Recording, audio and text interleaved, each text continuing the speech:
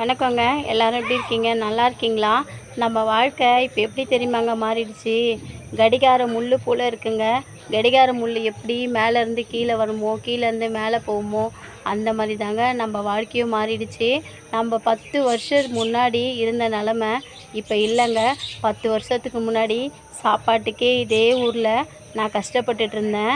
ஆனால் நிம்மதி, சந்தோஷம் எல்லாமே என் கூடவே இருந்தது. ஆனால் இப்போ ரொம்ப சந்தோஷமாக சாப்பாட்டு கஷ்டம் இல்லாமல் நினச்சத வாங்கி சாப்பிட்றேன். ஆனால் அந்த நிம்மதி, சந்தோஷம் நம்ம இழந்துட்டோங்க. அதுதாங்க காலம் கண் போன்றதுங்க. எப்பவுமே எல்லாரும் நம்ம கூடயே இருப்பாங்கன்றது கிடையவே கிடையாதுங்க. எப்பவுமே நீங்கள் தனிமையில் வாழ பழகுங்க. ஏன்னா எல்லாரும் நம்ம கூட இருப்பாங்களான்னு கேட்டால் நிச்சயமாக இருக்க மாட்டாங்க.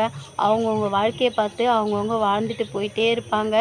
நீங்களும் யாரையும் நம்பாமல் உங்களுக்கு நீங்கள் தான் துணை அப்படின்னு சொல்லி உங்களை நீங்கள், உங்கள் திறமைங்க நீங்கள், உங்கள் சந்தோஷத்தை நீங்கள் நம்பி வாழுங்க.